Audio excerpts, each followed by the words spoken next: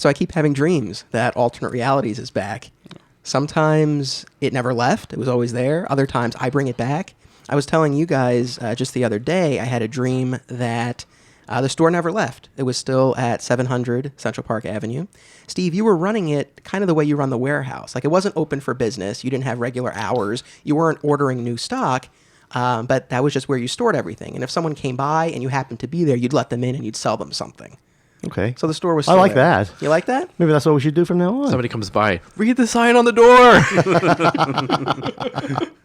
So that was the most recent dream I had. And then a little earlier in the month, I had a dream that I brought the store back. I rented a space. It was either on Central Avenue, where Venetian Delight is, or on East Hartsdale Avenue. It was like a mixture of those two spaces. I rented a vacant storefront, and it was next door to a Bangladesh restaurant. Bangladesh? What's the correct terminology?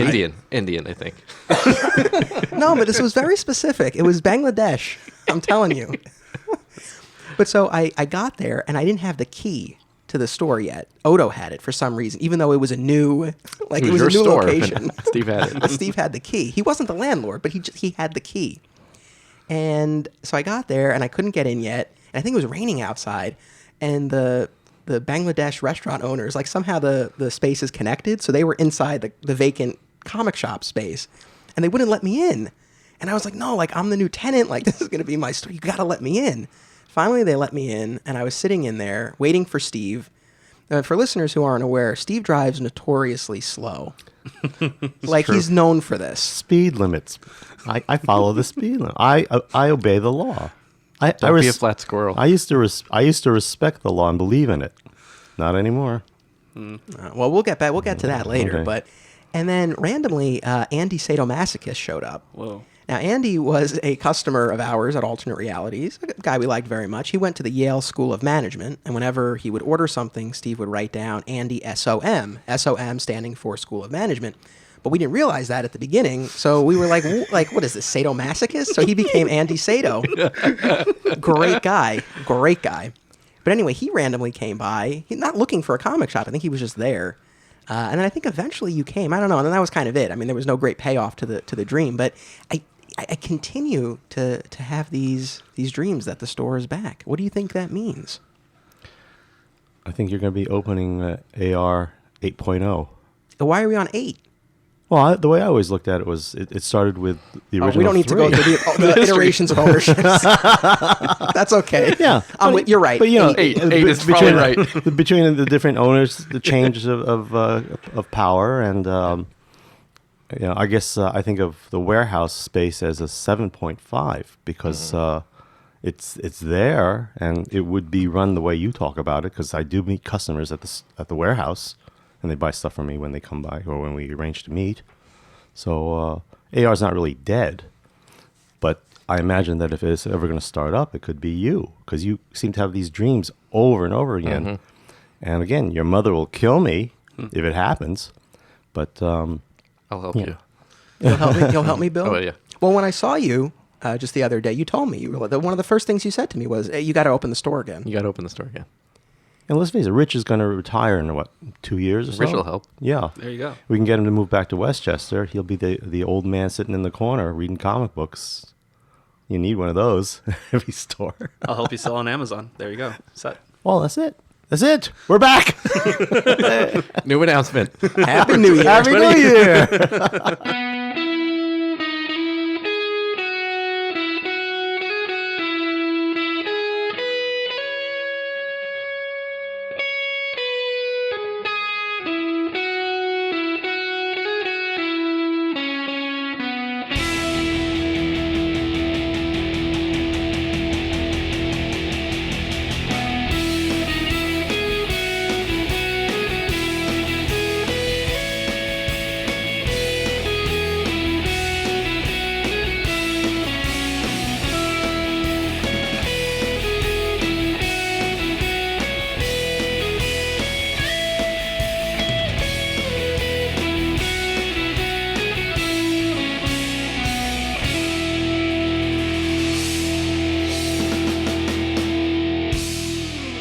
Welcome to the My Comic Shop History New Year Special.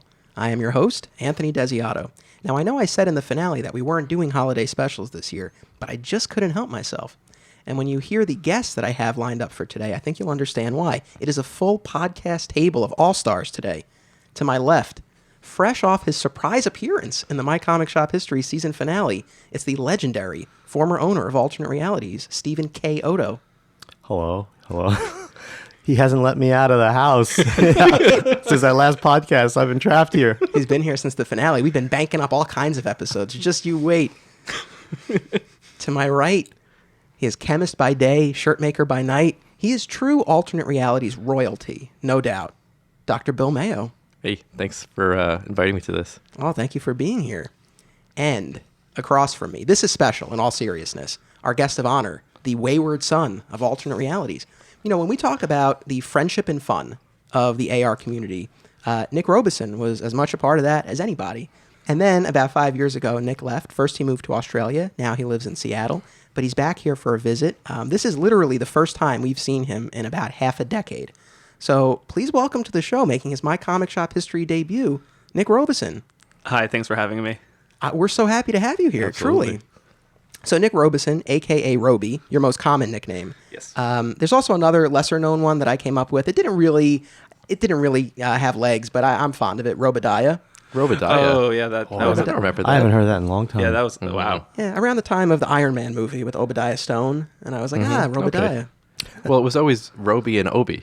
Yes, and Would you want to explain? Well, there was two Magic players, right? Nick, we called him Roby, and I don't even remember Adam Wallach, right? Yes. Yeah, it was Obi. yep. And actually, I saw him a couple days ago. Oh, how's but he yeah, doing? do you remember why we called him Obi? I I assume don't. because of Obi-Wan Kenobi. Yes, but there was a specific reason, which was back then when I think it was around. When did episode 1? I don't know, but they had the young Obi-Wan Kenobi doll, and this like plush doll had very beady like eyes. Yeah, he had the eye. Yeah. And so we called him Obi because he looked like that doll, and it just stuck, and it was Roby and Obi. So I want to get into your comic shop history, your experience with Alternate Realities, because it's funny, when Odo was on the season finale, he was like, what more do we have to say about Alternate Realities? And I said to myself, challenge accepted. Because I agree. Like, I think we probably, among the three of us at least, Yeah. we probably have exhausted most of the stories from the AR lore. But I thought it would be interesting to get the perspective of someone who was in this as much as anyone and who left and watched the closing of the store from afar. But, before we get into the closing and all of that, like I said, I do want to talk about your comic shop history, Roby. Sure. So, how did you first become involved with Alternate Realities? What brought you there in the first place? How old were you? So it was definitely through my dad. Steve and my father worked in the same law firm together for a while. Yeah, Odo's secret origin as an attorney prior to opening the store, as we've touched on in past episodes. Not so secret. And Well, we're trying to have a little fun here. Oh, My God. And so when Steve decided to open a store, I forget how my dad heard about it. Maybe you told him. He never told me. But essentially, I must have been very young. You were very young because your brother came to the store first. He was. Yeah, he used to build the Gundam models. Yeah, and then you came along and you really went crazy with that stuff. I did. And then I remember I used to collect basketball cards too. I remember one time you gave me a free pack and said, I'll give you this pack if you be a good boy. And I said, yes. Give me this NBA pack, please. And just, I was never that good of a kid, but still, yeah, it was through my father originally. And then, my brother, who back then I kind of like imitated everything he did. So he liked Gundam. I liked Gundam. He liked, Ninja Scroll and all that stuff. And I followed suit. But Sorry, you used to be really into the anime. oh yeah, and Yeah, it's, to some degree I still am a little bit, but definitely not as hard as back then and in the old days. But yeah, so it was really through my father, and then eventually I think I feel like I forced myself into the scene. I was just like, I'm just gonna come in and hang out for like an hour or so, and then eventually Magic the Gathering, our Friday Night Magics started happening around 2001, and that's when I really kind of just I think my dad was like, he left me there for my own devices. He said, go and leave us alone. Yeah, you were part of the AR babysitting service that I ran. Yes. Well, I like to think that your father trusted us enough to know that he could leave you there and come back in like 6 hours and you'd still be there. Oh, totally. Eventually, like, if he trusted me, like, I would go to tournaments, like, in New Jersey with like Haymont. and and Jay and people like that, and they would drive me. And of course, my dad would have to meet them first.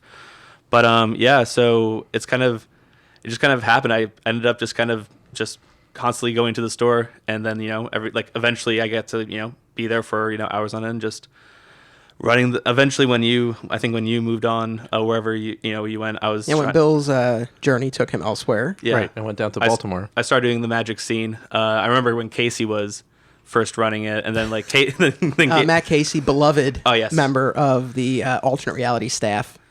And yeah, I mean, eventually I was kind of semi-running the magic tournaments, and I remember sometimes being a little too honest with like the trades and be like, no, that's I don't want to rip you off. And like Steve's like, no, what are you doing? I actually remember the one incident I remember was that girl who brought in like a monster box. What was it about?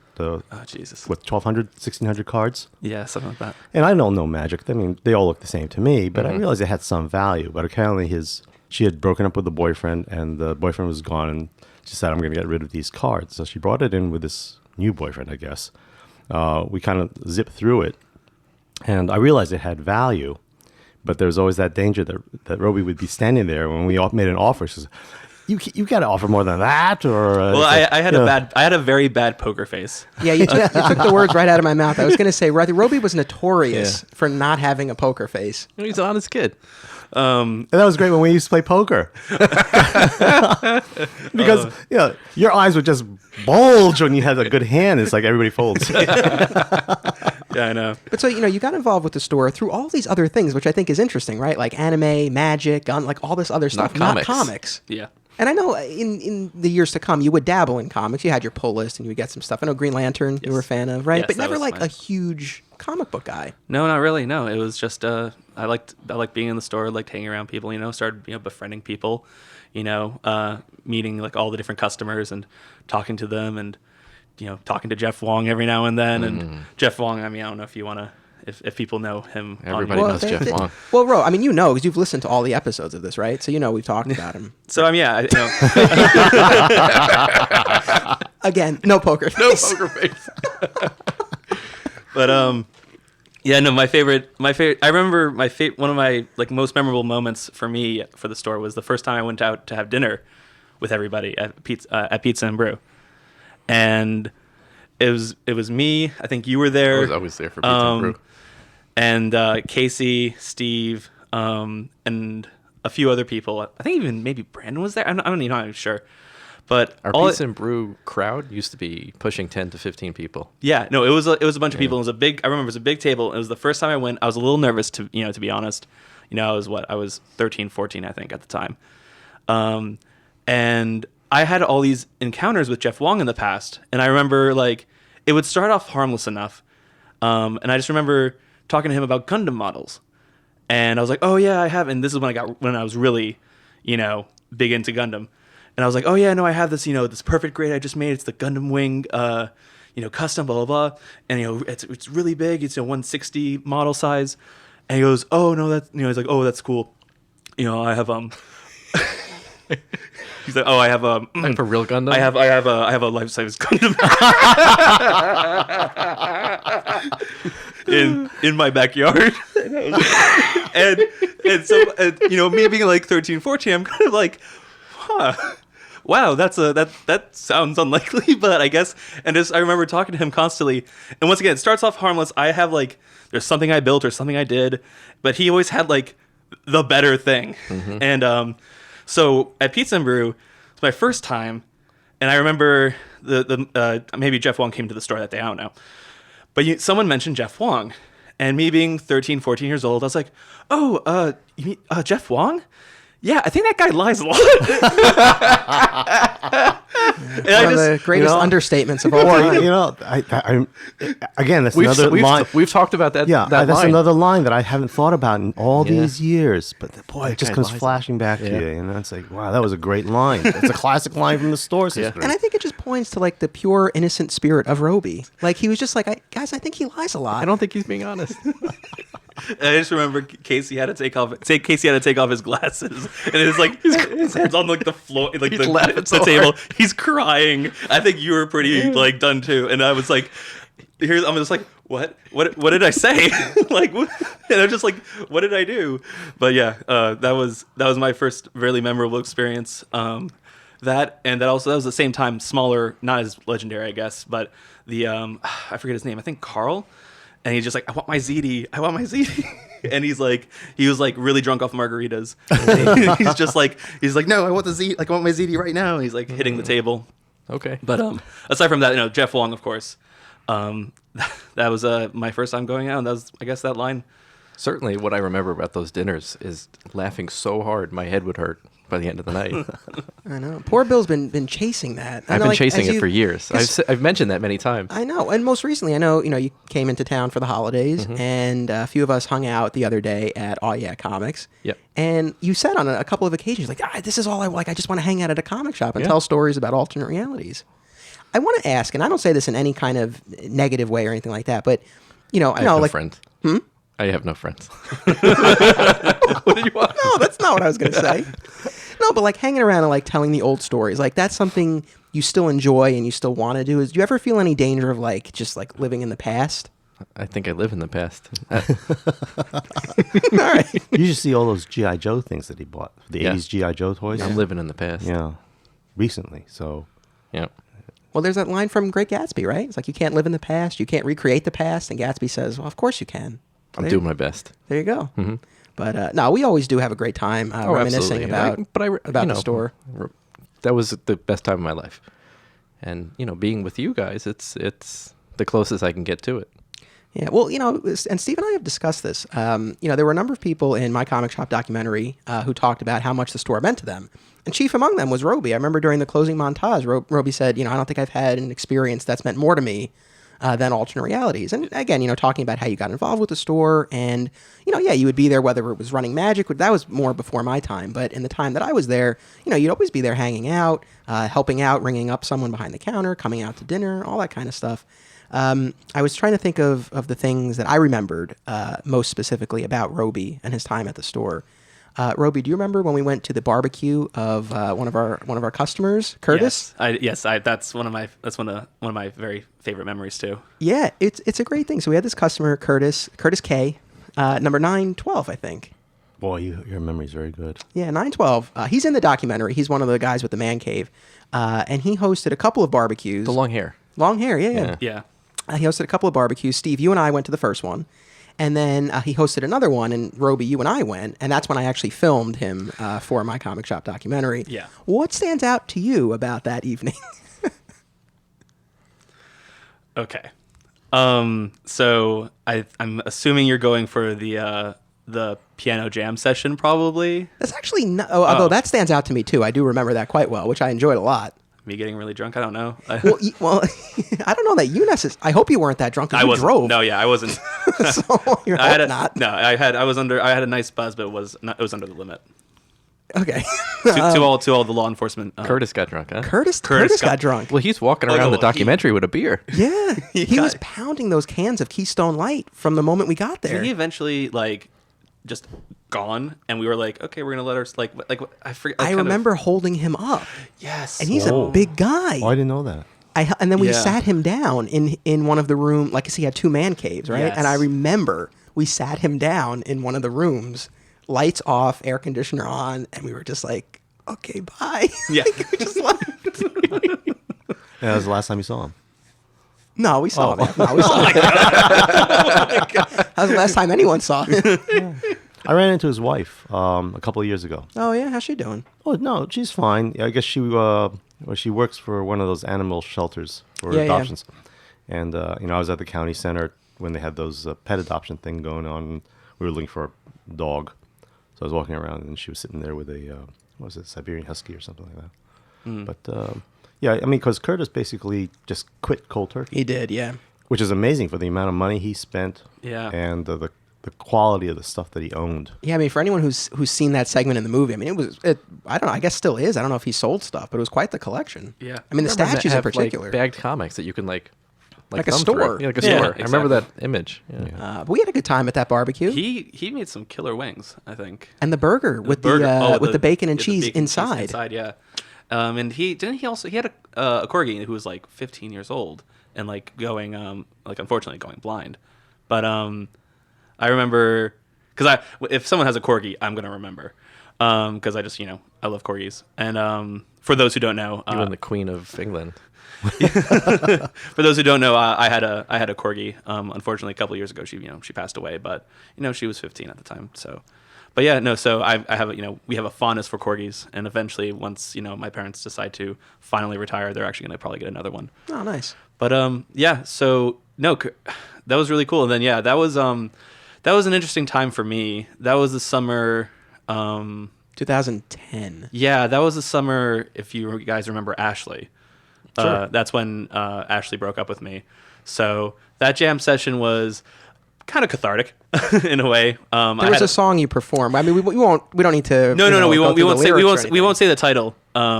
But essentially, my friend Dan Maraldi, a college friend who he's doing fairly well for himself. He's a musician in New York right now, and he made a song back in college that I remembered. It's a very easy song to play on the guitar, let alone piano.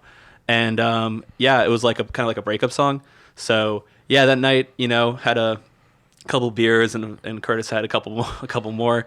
And we did an impromptu jam session, and I was singing horribly. I'm an awful singer, but Curtis was doing backup vocals, and that was really nice. And then, of course, that went on the documentary, too. That was in the original cut. It didn't make it into the final version. Oh, okay, good. You know what? I saw the original cut. I don't remember that at all. I'm actually glad. Yeah. It was a very catchy song, though. Yes. But just one quick thing, since you mentioned Ashley. One of the other stories that I always think of when I think of Roby. If you want me to cut this, I'll cut it. But so she was from Kentucky. And I remember after the relationship ended, Nick came into the store one day. It's so weird to call him Nick. Roby came into the store one day. And he was like looking for distractions. And of course, my go-to is always television. Like, you're down? I'll give you a show to watch. So I was like, you should try Justified, the Timothy Oliphant show on FX. And Roby's like, oh, great. What's it about? And I just did not make the connection at all. I was like, it's such a great show. I'm like, Timothy Oliphant, he plays this U.S. Marshal in Kentucky. And again, no poker face. This guy's face dropped. And I was like, oh, I'm so sorry. I still feel bad about that. I didn't want to. I was trying to do the opposite. I was trying to distract you, give you something else to think about, and I failed. Did you ever watch? No. No. It really is a great show. Yeah, I mean, considering I'm definitely maybe I'll check it out. I think it was another few years, and I'm going to check it out. When it's a TV classic. Still hurts that cut. Now, there's another story. Before we started recording, Bill was not here for this, and I can only remember a couple of the details, but I think you might have this one, Steve. Do you remember an instance where Roby was behind the counter, and he had an open can of soda in front of the register where the drawer pops out? Do you remember this? Actually, I don't remember that. I remember this. You do? Yes. What happened? Well, I mean, what we Well, assume we all what happened. yeah, I mean, I don't remember how I handled it aside from probably not keeping my cool. But I mean, I was ringing someone up, and for those who don't know, there's like a wooden like box or platform that the register was on, and essentially, but there's a little spot right before the thing opens where there's like a little space. So I put my Diet Coke can that was like pretty much full right in front of the cash register. The drawer. The drawer. And I'm just ringing someone up, and then hit the button, and suddenly just comes down, just like crashes on the ground. And maybe I blacked out of like fear, but I don't recall how I handled it. I don't know if you remember. I don't. But I feel like people knew what was going to happen, and the idea was like, let's see what happens. Speaking of mishaps, Yes. I don't know, Steve. I don't know if you know this, and I don't know if I want to know this. I don't know if you want to know this This either. is so but great. Roby would help us out on Wednesdays, sometimes breaking down the shipment. Well, yeah, I remember. Right. I remember Roby incident with the Darth Vader bust. I was going to mention that. I was Is that what you're leading up to? How Roby would break the statues when he would inspect them. Whoa, wait a minute. Look, on. you got to preface. Yeah, we ordered a lot of product, including statues. We didn't just order one; we would order like 6 or 10 or something of a particular statue. And Gentle Giant and they still do produce Star Wars minibus as well as full-size statues. But they come sealed. You have to they're taped. The two styrofoam halves are taped together. You have to cut it open, inspect it to make sure there's no damage, and we report out any damages or broken things, or whatever. And so Roby took out it was a Darth Vader statue, mini bust, and he takes it out, and it's about the size of what would you say, a large grapefruit, Sure. maybe. And for some reason, he starts tossing it in the air like it's a hot potato. No. that is not what happened. Okay, so maybe that's what happened in your That's what it looked like from my angle. No, well, it's like one hand to the next hand. It's like Nick set the record straight over here. Let's hear so it. no. What happened was, I was pulling it out of the styrofoam, and it was kind of like stuck a little bit. And I remember when I pulled it out, I kind of just like lost, and kind of like a football player does every now and then. You fumbled. I fumbled, and for me, it was in like slow motion. Apparently, and I just remember like. It's like in the air, and I'm like trying to save it, and then like ironically it's Darth Vader statue because I'm like no, and and I remember it just falls. The head, I think the head got decapitated. He got decapitated, and I just remember going.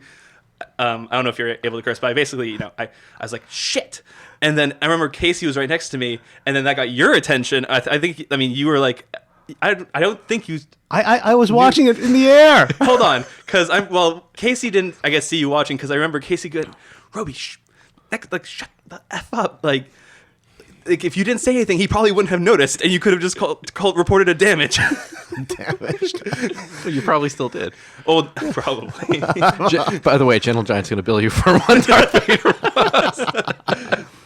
The funny thing is that today, because they're hard, not that they're hard to find, but because it's an out of product item, I could probably put that on eBay with broken head and still sell it for more than what it retailed for. But I did not break that many statues. No. I just remember, broke Vader flying from one hand to the other and saying, "Holy moly!" I was not and doing it was. You're right. It was slow motion to watch that because it's like flip, and then crash. Was it the Force choke Vader, or was it the one with the lightsaber? I think it was like the lightsaber, and he had like a little like metal chain that was like separate. That's a nice one. We ordered like 10 of them. I remember. Yeah, it's just you don't know. Well, you know how many statues we've had and how many were broken. Yep. Oh yeah. So it's like some of those packaging, especially like the ones with very flimsy joints. I mean, some of them were not Gentle Giant so much. They're pretty good, but some of the other statue companies, they're terrible at the way they manufacture this stuff. You can buy these bookends; they come damaged. Yeah. Every time I've reordered it for Oleg, I had to reorder the same thing over and Who's over Oleg? again.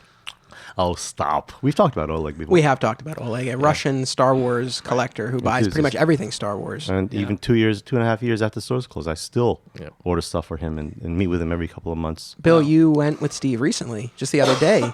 Oleg. I saw Oleg. Did he recognize you? He did not recognize me. No? I was like, "Hey, Oleg." He's like, "Yes." I maintain, and we were talking about this before we started recording, I maintain Oleg knows Steve. He has a relationship with Steve. He gives Steve his orders. He pays Steve. He knows who Odo is. But any of the rest of us, no matter how many times he saw us behind the counter, I don't think we ever registered to him. I think we're just like a pair of hands giving him a Star Wars toy. No tax. And yes, he would not pay tax. God help the poor soul who once tried to charge him tax. Right? Who was them? Tom. Oh, okay. But yeah, so Roby didn't have the best luck with statues. Yet we still kept having him check the statues.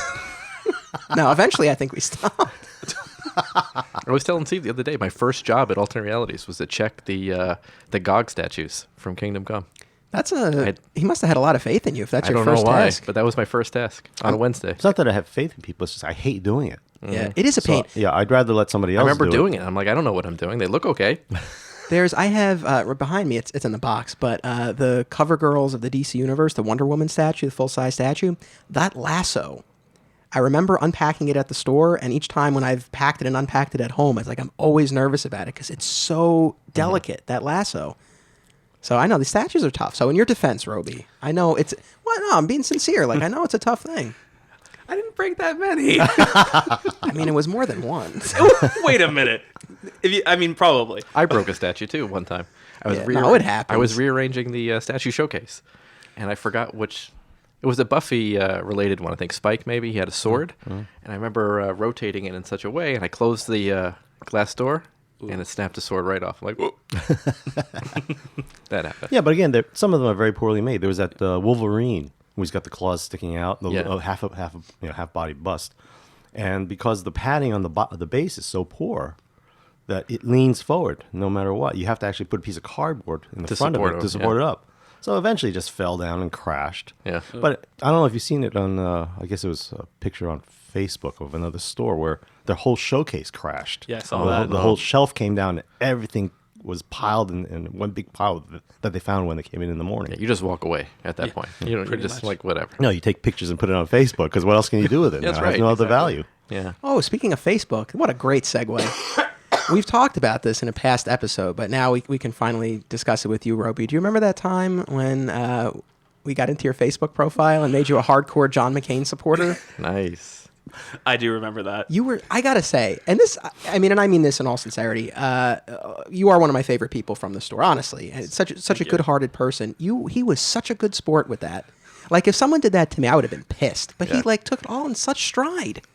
But it was amazing. And again, like no poker face, we got so lucky that he just happened to be passing by the store and he stopped and he's like, oh, I'll check Facebook. And we got to see his reaction live as he saw his modified Facebook page. With the John McCain image and And everything. the change of your political. Yeah, no, they made me a hardcore Republican.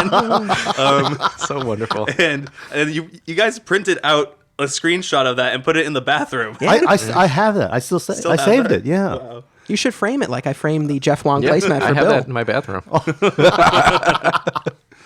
But you were a very good sport. Well, because you used to have intense political debates. Oh, what was his name? With Keith, was this it? customer in the store. Yeah. I'll be honest, I didn't like that. I didn't think that was really the place To discuss for politics. that. Yeah, but I mean that's that's what the environment Well, was. Steve and I were. I think Steve allowed it more because we tend to agree a lot on that. And I'm a Republican. Okay. And no, but it was Keith, wasn't it? Yeah. Yeah. Yeah. No, but I know who you're, he's very conservative. I know who you're. I know the Keith you're talking about, and I'm sure you did have debates with him. But there was somebody else who I remember you sitting at the long table, and it was like right in the entrance of the store, and you guys were sitting on either side of the table, and it was somebody else. I can't remember who it was though. Do you know who I'm talking about? I think I remember. I can't.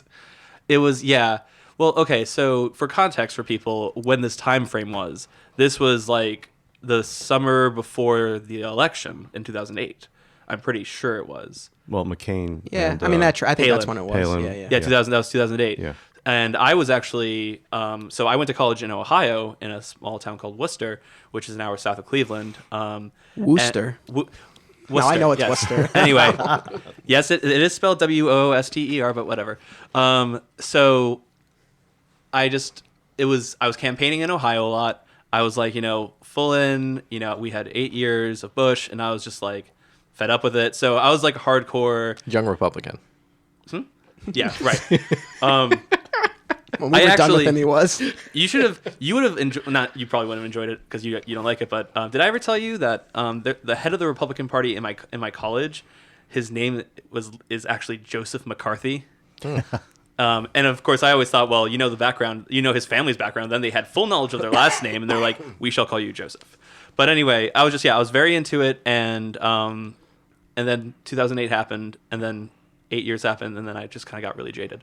But yeah, I was really into it because I was like, we're gonna make change. Everything's gonna, we have to make this happen. Surely, once we have majority and everywhere, it'll work. And it was. And then I got jaded because politics. Well, perspectives change. I mean, I think we've touched on this before with Steve. I mean, you used to be very conservative in your younger days. In my younger days, yeah. Yeah, and you've completely shifted. No, I'm still conservative. I mean, Pat and I talk, but Pat is our friend. Pat. Yeah, Stonegate Wine and Spirits, one of our podcast sponsors. He's a very conservative guy, and he always, when we do stuff together, he always says to me, you're more conservative than you think, and he's right. I know that part of me that's very conservative, but I guess that's just. I think, what can I say?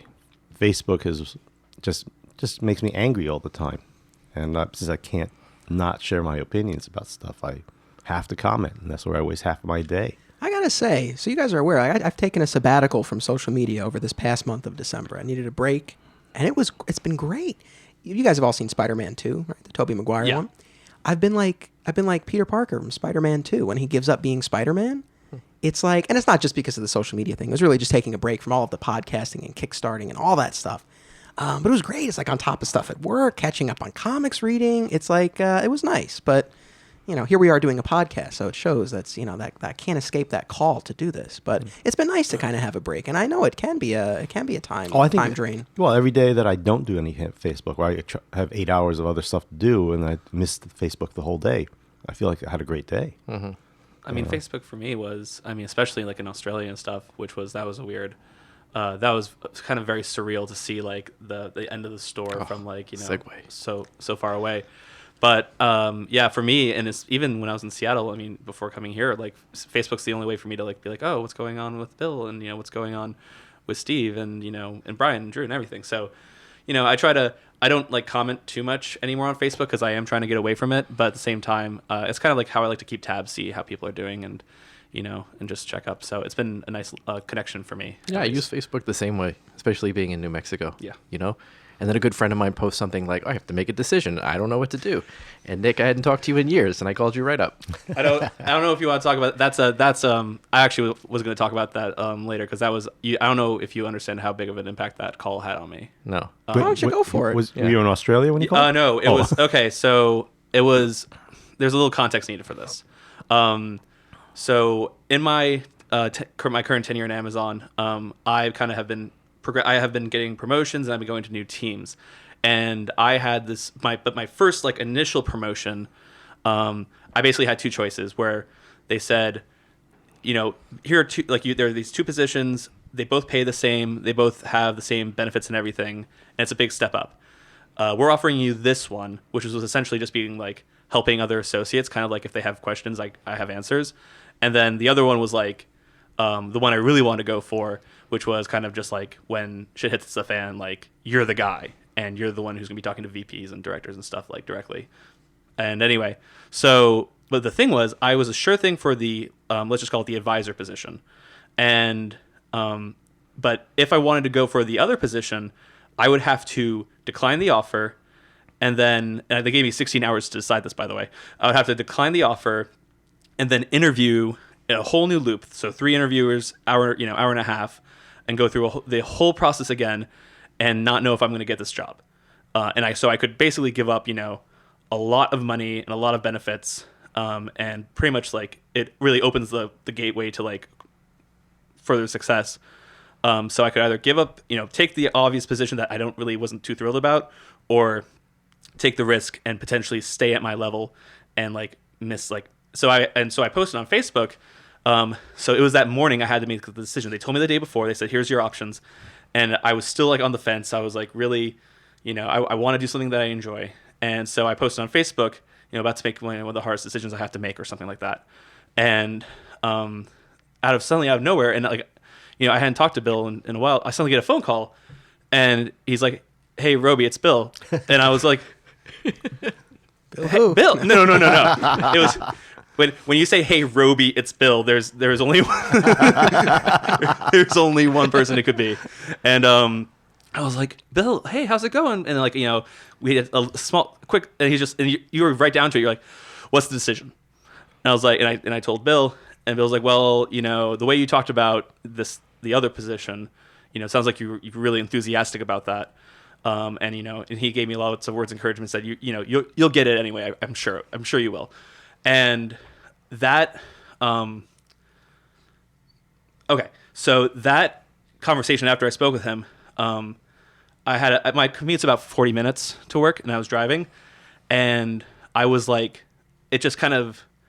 I had been in Seattle for about a year. I hadn't seen you guys, and I talked to you like things on Facebook every now and then, but I hadn't really talked to anybody. And it kind of like hit me like a brick wall.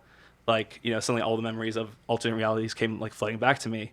And I was like, on the way like to work, I was like a sobbing mess. Aww. I was like, just like, I was like, that was the first time I really, really, really felt homesick.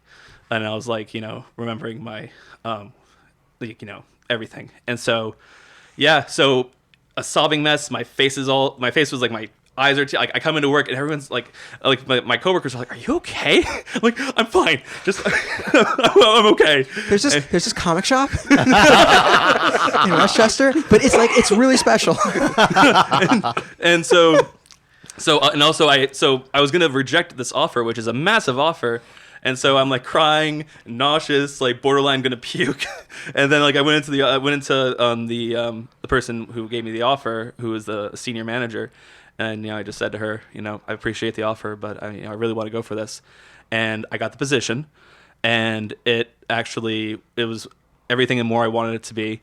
It was really great, really helped me grow in Amazon, and then it led me to basically working for my new boss in Amazon in a better position, better everything, and yeah, I mean, honestly, I was thinking of going down the safe route, and it was still like a coin flip. But the moment I talked to you about it, my mind was made up, and yeah, that was a really important phone call for me, and you really had a significant impact. So I appreciate I'm it. glad to have been there. Oh, man. Bravo! Whoops! Almost lost the microphone. It's like a Darth Vader statue. Something it's like, whoa, it just came back to me. But yeah, that was a really that's a story that I've been telling a lot of like people that I know. So Yeah. No, yeah, I thank you. That's awesome. No, I can attest to that as well. I mean, I thank all of you for your support during the crowdfunding campaign. I mean, sincerely, and to Bill especially. We had a number of conversations over the phone. I remember you called me the night before. So optimistic. You were like, "I think you're going to hit this in 2 days," and I was like, "I don't think so," but I said, "I appreciate that." And there were other times I remember being in the airport waiting to board a plane to Buffalo, and like the campaign, it was like a week underway, and it was doing okay, but not where I wanted it to be. And you kind of talked me down, and that's what Bill Maio does, and I think all of us within this group, I think that's why, we continue to do stuff like this. That it obviously meant a lot to all of us. Yeah. So I mean, that's fantastic. I remember the last thing Steve said to me before I went to Australia. I don't know if you remember. Goodbye. No. You What a softie. you were a little softer than that, Steve. But it stayed with me. No, the first thing you said was don't pull a Carolyn.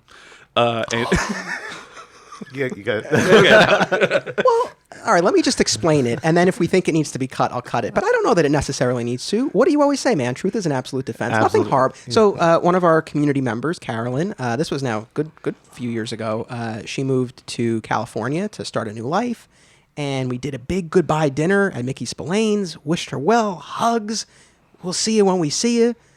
But then it didn't work out, and she was back in like a month. right. She lasted a couple of months. Okay. Yeah. Well, a couple months. And then next thing you know, she's back. It's like, oh. Yeah. So, I mean, it was what it was. I don't think nothing horrible. I don't remember saying don't pull a Carolyn. Did I? You really did. Oh, that's the impression I made on him. No. Wow, Bill is inspiring him. No, but the last thing Don't come home. That was what you said before. That was what you said like hours before I was actually gonna leave. But the very last thing when I was gonna head out the door, that you said to me was, and I can't remember the exact words, but essentially you said, if you're ever in trouble, just know that like we're here for you. So, Yeah. I remember saying that. Come home. yeah. That's what I remember saying that to you. Yeah, and that stood with me as well. And yeah, no, I mean so both stories. I mean, alternate realities for me has been probably just as I said before in the documentary, it's probably one of the most important experiences in my life. It helped me grow as a person. Helped me kind of just get over a bunch of tough things that's happened. And even when the store closes, when you have a tough decision to make, Bill Maio can call you and just be like, hey, let's talk about it. And, it doesn't matter if I hadn't spoken to him for 3 or 4 years. It's just like we're picking up where we left off. How heartfelt. No, that's really beautiful. Well, when we did our season finale in season 1, Steve and Bill and I, it got emotional. It got very emotional, and I think people responded well to that. Mm-hmm. I often wonder, though, like if, because I've had you both back on before, we're here again now, like if we kept doing that, like every time we were on, at what point do you think people would be like, all right, guys, like get over it? I think we're like the Hallmark movies. Yeah. Oh, yeah. It's like, it's still tear you up, choke you up. But, because it's about, it's his family. This isn't just a friend sitting around. This is, we went through a lot together. Oh, absolutely. And nobody can take that away from us, That's true. I remember post-work drinks at Casa Maio with you. You get the hot wings, which always smelled hotter than they actually tasted. And you'd always get a Dos Equis, and I'd always have a Jack and Coke in a pint glass. And Raphael would be behind the bar usually, or every now and then Claudio would, which means when you order a Jack and Coke, you pretty much get Jack with like a spritz of Coke. God bless. I'm not gonna blame a bartender for being heavy-handed, but yeah. So I just remember we would talk about just everything that's going on with you and me and everything, and just like talk about life. And I mean, it's been really something else to be around so many people who from all different walks of life and all different perspectives, and it really helped me kind of form my worldview a lot. So it's been it's been a great experience. I tell that to people all the time when I talk about the store and the friendships. I say, it was never about comics. Yeah. We almost never talk. When we went out, we never talk comics. Especially for me. Yeah, I mean, Roby, but seriously, Roby's proof of that. Like, here's somebody who, again, like only really dabbled in comics, and he was still coming to dinner and everything. Because that's really such a small percentage of what the dinner conversations are like. Now, if you want comic book discussion, I mean, you know where to go. Well, you're looking at me. You want to go to me? You go to book club. You, but you could go to book club. I guess I can't. I just can't imagine doing that. I know. As we've touched on this in past episodes, but some members of our community, they've organized a book club. They meet every couple of months at a brewery in Eastchester. They talk about comics all afternoon. They drink beer. So if you're into that, that's a way to have that experience. But yeah, certainly like the gatherings were never really about that. No. So, but no, yes, obviously the store has meant a lot to us. I was thinking about this, and it's appropriate given the timing. So my dad and I, for as long as I can remember, our Christmas or Eve or Christmas generally tradition has been to watch It's a Wonderful Life. So, of course, we watched it this year. Really one of my favorite movies of all time. And Steve, you and I have talked about this, right? How Uncle Billy is really the villain of the story. Of the whole movie. He is. Yeah, we discussed that the other day, Bill and I. Yeah, he's really the root of all of George's problems. But I was thinking about It's a Wonderful Life in the context of alternate realities. It's like, Who's our Uncle Billy? Well, I think you're George, Jay Mizell is Uncle Billy, and Rich Roney is Clarence. Right? Oh, yeah. It tracks. It tracks. Yeah. But imagine if you were given a gift.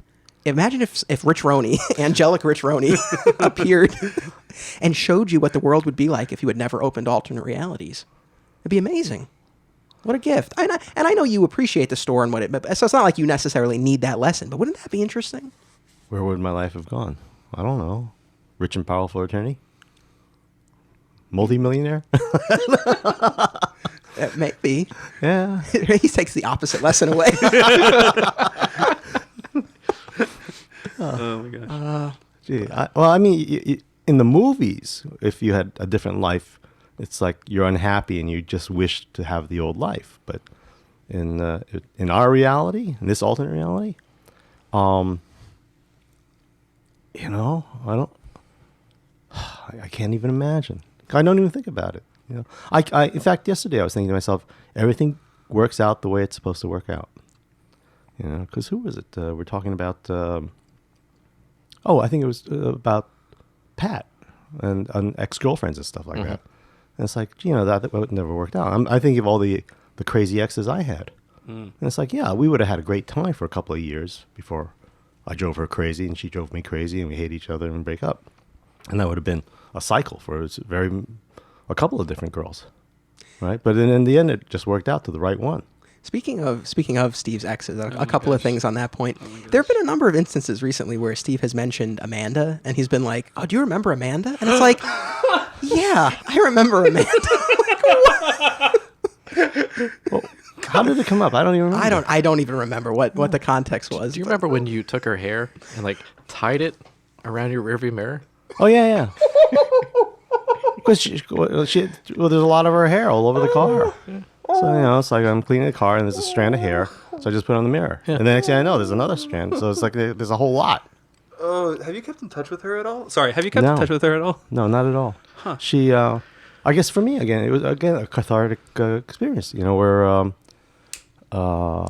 when... Well, again, I don't know if you're going to include this thing in here, but... well, if you don't want me to, that's up to you. Yeah, it's just that, it came to the point where I still look back and I said, yeah, I really cared about her. And I think we would have had a great, I'll say 2 to 3 years together. because we had a lot in common. We had a great time every time we were together. But how can I say it? I guess I don't know. It's just egocentric, maybe is one thing. Or what did the wife of a friend of ours who knew us both said? She has a lot of growing up to do first. And yeah, she has her issues. But what do you? No, I just remembered that I just remember the "she's old" comment again.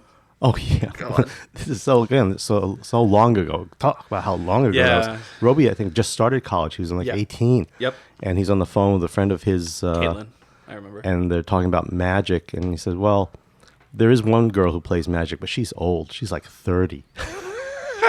Roby, how old are you now? 30. Oh, you're old. Oh, you're old. But yeah, that was a long time back. But yeah, the many loves of Steve Odo. I want to get your take on this, Bill. Like, part of me wants to do. Steve has suggested this, so I don't feel like I'm speaking out of turn. Part of me wants to do like a podcast mini series on the many loves of Steve Odo. Oh no! I thought you were gonna say what ifs. It's like we could do that. What if we didn't have the store? What if we never met Jeff Wong or something like that? How things we could do different. that. I don't know. But what do you think about the many loves? I feel like that might be too listen to much. that. I don't know.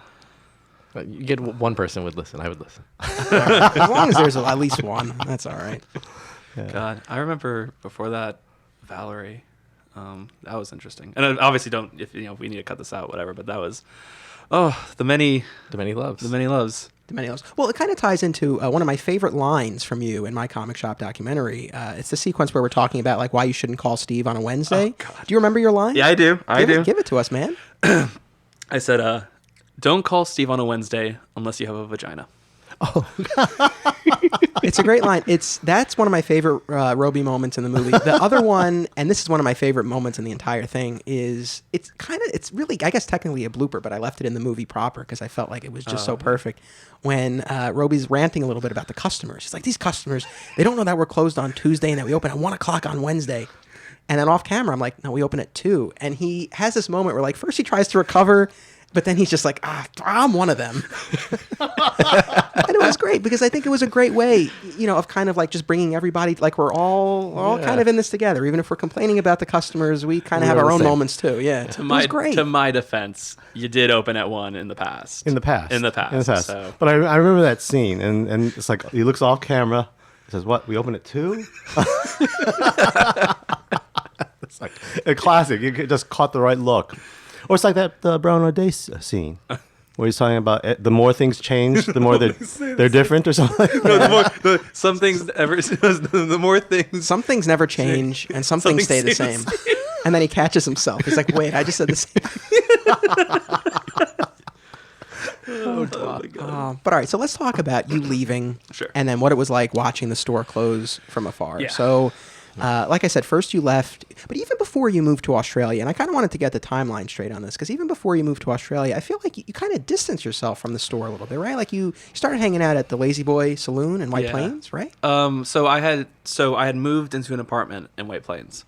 This was after college. Yes, it was after college. It was, was it? I think it was late 2010, early 2011. I think when I went into the apartment, and honestly, I kind of just closed up a lot, and I don't know why. I don't know. And honestly, I kind of did this when I went to Australia too, especially. But yeah, I just kind of like closed myself off. I worked at this place called Grapes, the wine company, in White Plains for a bit, and so basically my commute was, go work, go home, and then pretty much just play video games, drink and sleep. Where was the apartment in White Plains? I don't remember. It was the Avalon. Oh, okay, now I know where it is. Sure. Yeah, and it was a tough time, and then I had a long distance relationship at the time, which I think actually was probably part of it, to be honest, where it was just kind of like time zones and everything, and that's why I also went to Australia originally. And yeah, I think I just kind of closed up, and it wasn't like, I don't know what happened. I think I kind of just started falling into a kind of a mental rut, I guess, where I didn't want to be like around many other people. So it wasn't the best timeline, but yeah. So and I think I remember I had, before I went, I think it was, there were things going on at home and stuff too. So it's just kind of, it was just kind of a bad time, and I didn't really want to be around people. And in hindsight, I should have known, like, you guys would have, helped out. But at the same time, I think moving further away, even though it was just White Plains, kind of also just kind of got in the way of like just what I was doing day to day. Yeah, your different routine. I understand. Yeah. So, I mean, that's before I went to Australia, and I mean, woulda, coulda, woulda, shoulda, whatever. But I mean, at the end of the day, even if in hindsight it's a mistake or something I probably regret doing, it's still it's part of what got me here now, and what I don't know if I'd be in Seattle, to be honest. And I want to continue to chart your journey. But, like, for you, Steve, during this time when Roby kind of distanced himself, I mean, in your head, were you like, oh, like, he's just doing his own thing? Or were you kind of like, hey, like, where is this guy? It was we were still around for about a year before. I mean, we were still. Was it 2010? Because I thought it was. It was 2011, I think. Yeah. Oh, okay. No, I'm just trying to think. Had Dad passed away by that time? Because he died in June 20. Yes. Okay. Let me think. Well, I guess you know what it is. Maybe I see it more now, but I was kind of used to people coming in and out of our lives at the store. I mean, way before you guys in the 90s. You remember Josh Friedman, right? No, not familiar. Josh Friedman was sort of like an older version of you. Well, older because right. he was in high school in the early 90s, but he used to come every day and just hang out. And then one day he just stopped, and I thought, did we do something, or did we say something that just insulted him? They decided not to come by, and I don't remember if we spoke to him directly or through somebody else, but he said one day he just decided not to come by anymore. So in my life, you see, to me, I'm a lot old. I'm twice as old as all you guys. I've seen this happen in different situations all the time. So like people come, people go, and that's why, especially like when everybody talked about even though the store will close, we'll still get together for dinner every other weekend or something like that. And so that's not going to happen. All the folks that I've known from college, from law school, from law firms and all this kind of stuff, we never see each other. Again, Facebook is the only connection to say, okay, this secretary of so-and-so is doing this, or, she got married, has kids, got divorced, all this kind of stuff. But other than that, it's to me, this is life. When Roby disappeared, I was a little surprised, but I realized that he's. I thought maybe he found just another interest, or I don't think anybody had pissed you off that you decided to go away. But I said okay, but I guess in the back of my head I always thought, well, you knew we were there, so you knew that even if we didn't see you for 6 months, if you came back one day, it's like you were just there yesterday or something for us. Yeah. So. I think the very fact that you're here today maybe will ingrain in you that we are family, and that 10 years from now we can get together and it'll be the same as if it was the early 2000s. Yeah, it was not another interest or anything. It was pretty much just like falling into a pretty dark depression. I had gained a lot of weight back. I had so. I don't know if you remember back before, like I moved to White Plains, but I used to come in, I had like the, from the deli, like the, those mozzarella balls that were like marinated in like olive oil and whatever, the bucatini, but like it was high protein. I was working out and I was like doing like, going to the gym 3 times a day, and then I would go to the store, still in my workout clothes, feeling accomplished or whatever. And then eventually, I just fell into a pretty bad depression and the weight gain. I think I know this sounds really stupid. And of course, saying it out loud even sounds worse. But I was like, you know what? I don't want them to see me like this. And honestly, I even, I messaged Anthony before the podcast, and I was like, hey, just let them know, I am definitely not, doing the best. And so it's a lot of it was in my head. And so it's like nothing that the store ever did. It was just kind of like, it was something that, honestly, if the store probably could have helped, for some reason I thought to myself, I just don't want to, be around people, especially after my my ups and downs and my achievements, and then my falling back into, bad habits. So it was nothing against the store. It was just me talking in my head saying, you don't want them to see you like this kind of thing. Yeah. No, we understand. I'm sorry to hear that, you were going through that. And then so that was before Australia, Yes. and then Australia was like 2012? 12, yeah, I think so. Okay. Because I was trying to do the math, and like Steph and I have been together, March will be 5 years, and it's like, you've not met her. You'll meet her when we're done with this. Yeah. But so I was like, I think it's been about 5 years since he left. So what brought you to Australia? Because you went for school, right? Yeah, it was a combination of things. So after I realized I didn't want to be a lawyer, after working in a bankruptcy firm for and like, by the way, like just for the record, my boss was great. It's just the work I just took no enjoyment from whatsoever. As you're talking to two non-practicing attorneys, I don't think you'll get any arguments. What's he talking about? It's so great. Hey, But, deposition tomorrow, yay! But so I got really involved in the beer community, and meeting people like Chris DeChico and Yeah, you became quite the connoisseur. I remember even before you left, you were always bringing by exotic beers. Yep. And I got really into that scene, and I was like, okay, you know what? I want to do like a marketing job or some kind of job with within the industry. And so I actually interviewed a bunch, and they were just like, look, you seem to know your stuff about beer. You seem really passionate. However, you have zero business credentials. You're a poli-sci undergrad, and you're a certified paralegal. That's not exactly the skill set we're looking for. And so I was like, okay, well, I need to get some like marketing kind of, it's like some kind of business like background somewhat. So the fates kind of aligned where I had never studied abroad ever. And I was in a long distance relationship at the time. And so I was like, well, time for a change of pace, and let's just, let's get a master's degree and at the same time kind of be in an actual relationship. And very quickly when I came to Australia, things did not work out in the romance department. We'll just leave it at that. And so I kind of focused on school, but unfortunately I did what I did in White Plains, but like to the 10th degree, even worse. And so it was kind of, I was very isolated. Like I was basically had no friends at all. And I was just like going to school, and it's so seeing that the store was closing, and like, knowing that I still wanted to complete my degree, which thankfully I did, but like, seeing the store close and just knowing, I wasn't going to be around for that, and then seeing all the photos and everything, it was very tough, I would say. But yeah, it was just kind of like, the store meant so much to me, and like here's like the end of the store, and I'm not even. What am I doing? Why the hell am I even like? Why am I here in Australia?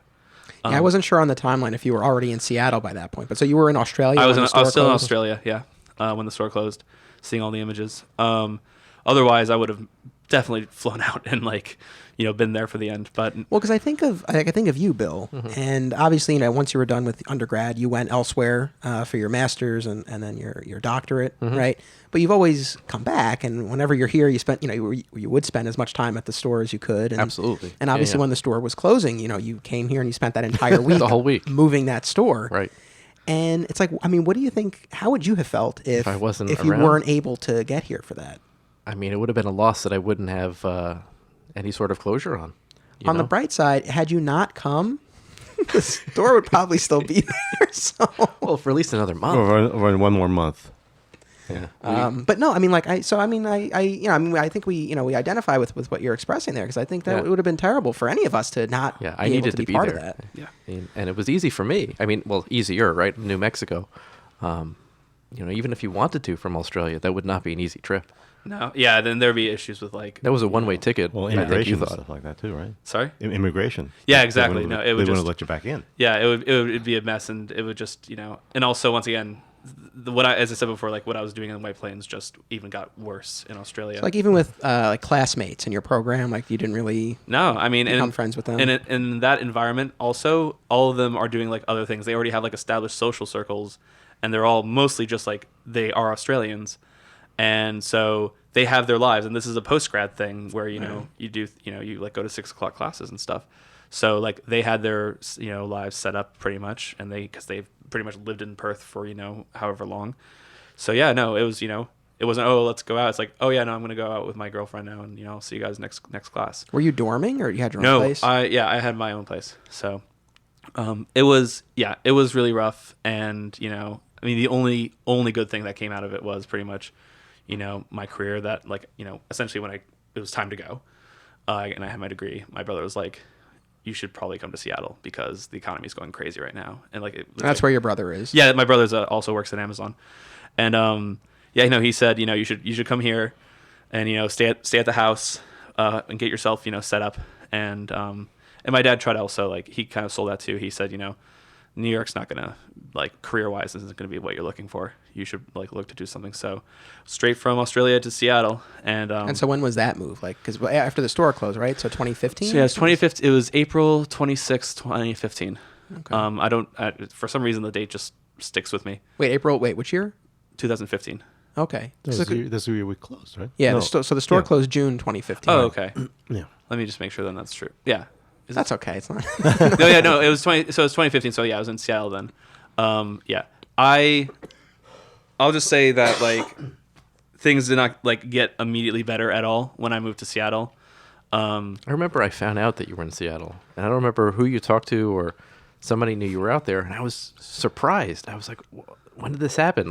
The fact that we didn't know. Yeah, Right. the moves first to Australia and then to Seattle. I'm new to Australia. I remember that. Yeah. Yeah, But how did then- you communicate with us? Yeah. Did you I just don't think- maybe you posted about it? I don't really. You Yeah. rarely posted anything. That's why we didn't have. I had no idea. I think Maybe I got everything through you. Yeah, but however you found out. there's very few posts from Yeah, you, I so I had no idea what you're doing. It or was where you're going. really, it was really tough. I mean, I was so, I wouldn't say embarrassed, but I was so just not Australia was not a good time. And once again, the only thing that I could get out of it was the degree. Right. But aside from that, it was not a good time. There was a lot of issues, as you can imagine, when things don't go well.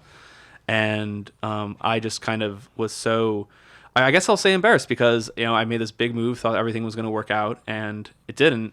And I there was such a sense of shame and regret. And He was worried about pulling a Carolyn because you put that thought in his head. Yeah, I know. Seriously. I can't come back. but yeah. So I mean, I just kind of shut myself off from the world. I mean, I didn't talk to Obi for forever. I mean, and it was just it was. I know it sounds like a bad breakup line, but I promise you, it wasn't you guys. It was me. I was just in my head. So I just didn't. Because I didn't want to I was afraid if I posted stuff and I was going to be asked a bunch of questions and I didn't want to. I was not ready, and honestly, I was barely ready even now to even remotely talk about it. So I was expecting you to post pictures of giant Australian spiders. yeah, they were there. No, Yeah, that's true. It's why doesn't he post pictures Kangaroos, of spiders? too. Yeah. Those spiders, huntsman spiders, are brutal, dude. They eat the other spiders, and they don't have webs. They're called huntsmen because they're really fast and they just They get jump, up. right? And they're bigger than my hand. yeah. Did you ever have one in the apartment or anything? Yeah, and I even had the funny one. The funny thing is the ones you have to look out for are the smallest, and so they're poison. I was Really I was poison. cooking once in the kitchen, and as opposed to cooking in the bedroom, but no, I was cooking in the kitchen, and I remember I was wearing sandals because Australia, and I remember there's that little thing between the between the floor and the counter where there's a little crevice or something and my foot hit underneath it, and suddenly I see this little black thing with a red stripe on its back crawling out, and it was an Australian redback, which are really highly poisonous spiders. So yeah, no, Australia was quite the experience. Yeah. No, I mean, it sounds like it. It's on a random tangent, but Steph and I just finished watching The Leftovers, the HBO series, and the entire third season was filmed in Australia. So that's really my main experience with it. I've never been, but I would like to. I'm sure it's great. I mean, sure it's great. If you go in different pretenses, but yeah. Yeah, no, yeah, you haven't really sold me on it. Also, I'd recommend going to Sydney first because that's where everything is. I was on the West Coast. I was on the California side. Were you close to the water? Oh yeah, totally. Oh, okay. I mean, in Australia, it's all coastal and then desert in the middle. But so you're in Australia, you see Odo's Facebook post that the store is going to close. What's your reaction? I mean, did you believe it, or were you like, no, he's not going to close? I mean, it was kind of I didn't believe it at first, and then I honestly didn't believe it until I started seeing all the photos of the store being taken apart essentially, and yeah, no, I was very, I was I wish I was there, And then I a lot of regret, like, and I felt really bad that I hadn't like kept up with you guys at all, even through Facebook. But I mean, what's worse is because I regretted it and I was so like ashamed of myself, I was like, well, best just keep on going. Keep on keeping on. Yeah, and you know, because I was like, oh well, I'm, you know, but yeah, it was really tough. It was really difficult, and I was thinking, wow, you know, it's an end of an era, and I'm not even here to experience it, even though it meant so much to me. So yeah, it was very sad, and yeah, a lot of regret. And I mean, again, I'm not trying to like get you riled up or express anger, but I'm just curious. Like during that time, especially, did you, whether it was Roby or anybody else, were you like, where are like? Well, I know so many people did come back, so maybe this wasn't an issue. But like, whether it was Roby or someone else, was there anyone where you like where are these people now? But all the people in your first movie who said that meant so much, and then we have no idea where they are. Yeah. No, again, I don't think that really surprised me. I guess what really took me by surprise were the number of people who I hadn't seen in decades. Right. Who suddenly came back and said, this store meant a lot to me. And I'm sorry to see it go, but, you know, this is a big part of my childhood or whatever it is. That there were so many people who, you know, I don't necessarily know all their names, but I certainly remember the faces and all that. Yeah. Again, like I always say, it's like being a teacher who's retiring and suddenly all your old students show up. I think that's what Twilight Zone episode was, wasn't it? Well, the guy thought that he was useless. He was about to retire. And suddenly the ghosts of all his students come back, the ones who died in the wars and stuff. But they all remembered all these different things that he had taught them. And they just came to say thank you. So it's like, then when he retired, he said, I feel pretty good. Then I think he had a heart attack and died at the end of it. But, I mean, it wouldn't be Twilight Zone without that It has happening. some twist. I mean, Roby, if you had been here for the closing, I mean, was there anything in particular you would have done, taken, said? I mean, what is there anything in particular where you're like, oh, I wish I was there to X? Or just be there. No, I mean, I think be there, celebrate, share, remember the memories, you know, kind of like what we're doing here in terms of the podcast, but, you know, except, you know, at dinner and stuff. put a claim on the big Magic the Gathering sign that was in the window. That's mine. Yeah, is there anything you would have wanted to claim? Probably like taking a couple of the unglued boxes, maybe, or some of the Odyssey. Don't have those. I know, right? But I would have. No, I probably would have. I would have been like, "What are you going to do with the Magic boxes?" And You know, this is where a they side, which you maybe want to cut out, but I just discovered we had a bunch of empty Magic booster boxes. Yeah. They're from older series, and Zane was going to throw them out. But I look at everything and said, everything has value. Yes. So I looked it up on eBay, and they go for like money, empty boxes. Oh my god. So it's like, oh, Amazing. going to sell those. But I think no, I wish I was there. I mean, part of me would have probably said, sorry, I was, kind of MIA for so long. But I would have definitely come back for that if I could. There was one photo from the Saturday, I think it was, when we were taking down the slot wall. And I don't remember who took the shot of us, but we're all sitting there, and it was amazing to see some of those faces. People that you were surprised came out to help. And, I thought that was beautiful. I'm sure you would have been there had you not been across the world. I think that if you had come back, you didn't have to start with an apology. Yeah. We'd just say, hey, We're just Roby's happy here. to see you. Yeah. Matt Casey He's came tall. back. He didn't He's say tall. anything. He's tall. Reach up there. We wouldn't even start. Had a second That's the thought. thing. Remember, Matt walked through the door. Yeah. And he was helping us take down the slot wall. Like no time had passed. All right. Yeah. Same thing. Building off of Steve's idea of Odo as teacher, what lessons have you learned that you've kept with you from Steve and or the store generally?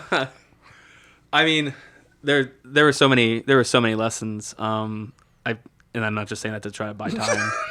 I'm trying to think of which. So many. Let me think. Let me put them in order right now. Where do I start? I mean, well, there are things. There's things Steve taught me by talking to me about it. And then there's the things Steve taught me by doing it, and me going, I don't want to do that.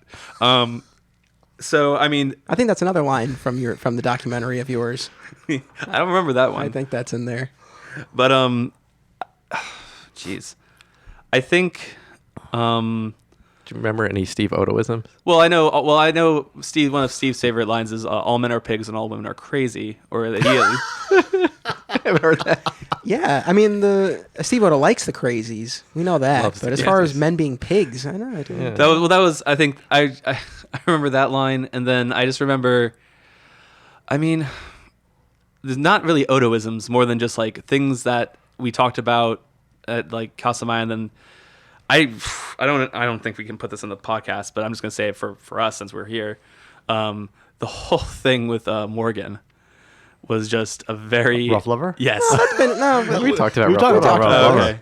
Okay. But no, I mean, so I just remember some of your one-liners, not one-liners, your Odoisms or your words of wisdom to her when she was doing that, which was the 5. When No. you think back on the 5 Yeah. stupidest things you've ever done in your life. yeah, and then also, and I think you meant to say this out of like a place of like caring, but like you're like, when you come back broken, we'll put the pieces back together. And I was like, okay, maybe that's not like the best thing to like say, but I don't know. I mean, Steve pretty much taught me how to be like one of the decent human beings. Where if the aliens are like visiting the planet and I were to meet them, maybe they wouldn't blow up the planet if they meet Wait, me. what? From Steve? Well, no, I did not adopt his, self-rule, we don't deserve it kind of stance. Although actually, you know I what? used to always say that. Humans don't deserve self-rule. self-rule. Yeah. Although It's true. in the current political climate, yeah, I'm actually more inclined to agree with you now. But He was right. What do you know? but no, I mean honestly, it was just Well, we all grew up at the store. yeah. All of us. You know, you so were the father of all of us. Yeah, I mean and I always told people like you're a second father to me, and it's just kind of life lessons that it's not an Odoism or anything. It's just being there, talking about day to day what's going on in your life, what's going on in my life. Especially after in 2010, before the white, we'll call it the White Plains timeline, but before then, it was a really big help, and I mean, it was a really really really tough time. I thought that was going to be the one, but like I was able to come to the store, take my mind off of things, except for when Anthony tries to recommend shows, and. Yeah, I really am sorry about that. Honestly, I didn't remember that until you mentioned it, but no, it's no big deal. Great. So I just That reopened an old wound. It's been 7 years. If I'm not over by then, that's a problem. It really is a great Yeah. show. I mean, I think enough time has passed. You can watch it. I'll check it out. No, it's just essentially just he helped me. He helped me just grow up and just I think with the things I've experienced at the store, I went out into the world, I think, or more prepared, than I would have been if Steve hadn't been around. So, it's really not. There's no specific things, but it's just kind of just what's happened and and just everything that's happened. I don't know why I suddenly remember this, but I remember one of the first times I worked at the store, and Drew was there. Drew thought I was like in my 20s when I was 16, apparently, because there's this, and this might not, I don't know. But there's this really, really beautiful woman who walked in the store. And she had like blue eyes, long brunette hair, and she was like reading comics. And she liked comics. And me being 16-year-old me, I was like, oh my God, a really attractive girl who like he was like, into comic books and stuff. That's really cool. And Drew noticed I was kind of like amazed by this. And he was like, oh yeah, I know her. Do you want me to like, introduce you to her? And I was like, well, I mean, I don't know. She seems a little like old for me. And he's like, oh, what are you talking about? What are you, 21, 22? I'm like, Drew, I'm 16. It's like, oh, yeah, that's probably not a good idea. But I just remember, I don't know, I was always treated like, I was always treated more like, not because people thought I was older. I don't know, I feel like I was in a more, grounded environment. You were treated as an equal. Yeah. I think it didn't really matter.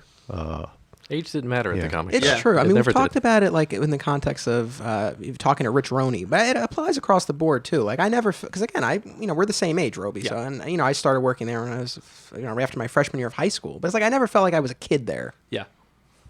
No, I remember. Was it Brandon who bought Pagoda for us when I was working there?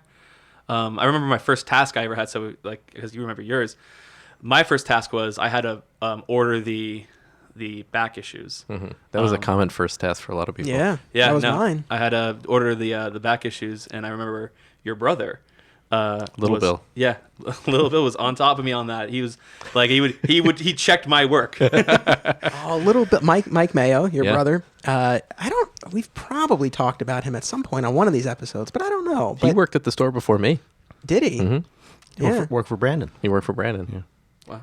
Very different for brothers. Oh, yeah. But one of the things that I always remembered about him, and we've talked about this, but when I told him that I was going to Fordham, he thought I meant I was going to Fordham Prep. Yeah. And the first words out of his mouth, he goes, "Oh, you're going to get beat up." Because it was probably like the summer before, and we were like, you and I were probably talking about like, "Oh, you excited for school to start?" And he's Right, like, "Where are you right. going to go?" And I was like, "Oh, Fordham." And he's like, "Oh, you're going to get beat up." Nice. And I was like, Good old Mike. I was like, "Okay." And we clarified I was going to the college, not the high school. And he was like, "You're still going to get beat up." No, he didn't say that. He didn't. But that was one of the Mike memories that always stood out to me. Very encouraging, helpful. Oh my god, I remember when he was getting into mixed martial arts. Oh yeah. Yeah. Is he still doing that? No, he blew out his shoulder, had reconstructive surgery, and he can no longer train the same way he did. So I remember phased it out of his life. it was fair. It was a bad. It was the what was it? The Indonesian tsunami had hit, and he wanted his name to be Mikey Tsunami. Oh, I think that's. And I remember that. And his catchphrase was going to be, I got your family. I came after your family. Now I'm coming after you. He wanted his theme song to walk out to was "It's Raining Men." Also, Yeah, Mike is quite the character. I love him. Little Bill. Maybe one day we'll try to get him on the I show. can get him on the show. He would love it. Oh my god. Steve, I'm not editing But out you- your coughs this but time, you know so what? people are just going to hear them. Surprisingly, my brother doesn't do mixed martial arts, but I'm sure you see on Facebook, Brian O'Day is quite the character. Is it true there. he completely gave up alcohol and smoking? Yeah. Yeah. Just cold He's turkey. in great shape. Wow. So one day he's just going to stop. Is he coming and tomorrow? start in training. You mean today, New Year's Day? New Year's Day. Oh No. That's right. Yeah. This We is- can talk about it. No, Yeah. so, well, we are recording this early in the morning on New Year's Eve day. But on actual New Year's Day, when many of you hopefully will be listening to this, there will be the second annual meeting of the Illuminati. This is We a gotta tradition. Get a better name for this. You don't like Illuminati? It's all right. I guess. it's I'll make the shirts. All right, make the shirts. Yeah, but I want to give you a special shout out. You are our shirt maker. For all those people who pledged to the Kickstarter campaign and are getting a shirt, it's going to be a shirt made by you. Absolutely. I Handmade. love it. Thank you so much. But so this is a tradition that started last year where a small group of us gathered on New Year's Day to have breakfast at a diner in Yonkers, and we're going to do it again. We're doing it again as you're listening to this. We're having breakfast. So it's going to be great. Roby's going to make a surprise appearance. People are going to love it. I think it's going to be great. Yeah, no, I hope they're happy to see me. I'm sure they will. Everybody's going to be thrilled. Pretty crazy. Did you think you were gunny sacked? What? Did you think you were gunny I sacked? don't know what that means. Man, he really has sacked. not listened to these episodes. No, So we're really showing. I don't have time any to it's listen all to it. No, I guess maybe this was after your time. A gunny sack refers to when there's an offense. Like if you wrong someone, they'll put you in their gunny sack, their personal gunny sack. No, it's in the documentary. You've seen this. Yeah, Rich talks about it. Yeah, Rich talks about it. Like how Steve never forgets. Like if you wronged Oh, him, well, that, yeah. gunny sack. he'll file that away in the gunny sack, and a number of years might elapse. He'll pull that right out. Decades to go by. Yeah. He has that snap. The other day I had we were with Rich, and he does this money flick, and I forgot about the money flick. You remember that? Yeah. I can never do it. The joke is one day he's going to do it, and then you're just going to see the Half a building fly in the air. flying in the air. Yeah. Bill, you were in the gunny sack. Or maybe I was in yours. I still haven't figured it out. Who's gunny sack? I don't know. Weeks go by. I'm trying to get in touch with this guy. I'm like, "Are you coming in? Are you coming in?" Silence. Then all of a sudden, Steve is like, "Oh, yeah, Bill's here." I'm like, "What the hell?" I said, "Is Bill mad at me?" The week before, he asked. Yeah. And he says, do you ever contact Bill? I said, yeah, I write to him all the time, but he never writes back. And I said, oh, then it's not just me. Yeah. I don't know. I just worry about you, Oh, man. I'm sorry. Yeah, No, I need it's to get all better right. about that. 2018, I'll be better about responding. All right. No, I'm glad we've been able to hang out. That's been great. Well, I think our time here is winding down. I think we've covered a lot of ground. Is there anything else that you guys wanted to talk about? I guess not. I mean, Nick, I can't make up for the past, yeah. but I'm only a phone call away. Anytime.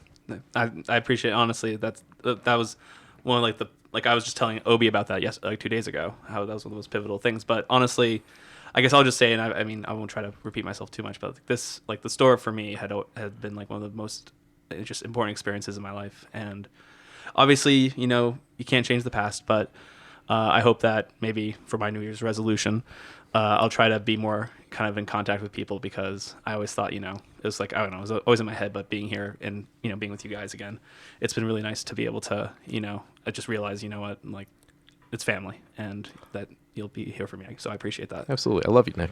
Thanks, man. I love you too. This is like that last episode of Star Trek's Next Generation. Do you remember that episode? When they play cards? When they're sitting around the poker table and the captain never joined them. Yeah. But it's the final episode. So he sits down and he looks around at this crew that he's been with for all these years. Says, I should have done this sooner. And they were like, you were always invited or something. You're always welcome. Yeah. The table's never closed. That's right. Yeah, I mean, honestly, we've genuinely missed you, and it's been great to see you again and catch up. And I mean, I hope you do keep in touch with us. I think we'd all love that. I'm gonna try to make more visits to the East Coast. I'm already planning actually on coming in the summer. So. Oh, awesome. Yeah, so I'm gonna try to be now that I'm here, and now that We'll put you to work in the warehouse. Yeah. Oh yeah. Alternate reality survives in 2 storage units down the street. Nice. I gotta check that out actually. Yeah. But yeah, Impressive. I'm gonna try to be more, just like come over to the East Coast more, because I would like to say that I think my darkest timeline is now over, and I think that hopefully in 2018 a lot of good things happen. So I'm actually looking forward to maybe going back a little to the old days. So yeah. Yeah. Well, thanks. Forget the good old days. New days. Good new days coming. New days. Make new stories to tell. I'm still in the past. I'll catch up with you. See you guys in 20 years. All right. Well, I think that'll do it. Well, I want to thank all of you for being part of this New Year's special of My Comic Shop History. Absolutely, Anthony. Thank you very Anytime. much. Thank you so much. Awesome. Well, to you guys here and to everyone listening, I'm not going to say that I hope the new year brings you what you want, because I believe you have to take action and go out and get what you want. So to you guys and to everyone out there, and myself too, I hope we all go out and get what we want this year and take action and not be flat squirrels. Keep punching. Well, that's the tagline for the other show, but it applies. It's very true. But once again, to you guys, to everyone listening, Happy New Year. We'll be back for season 4 in the spring. Until then, don't be a flat squirrel.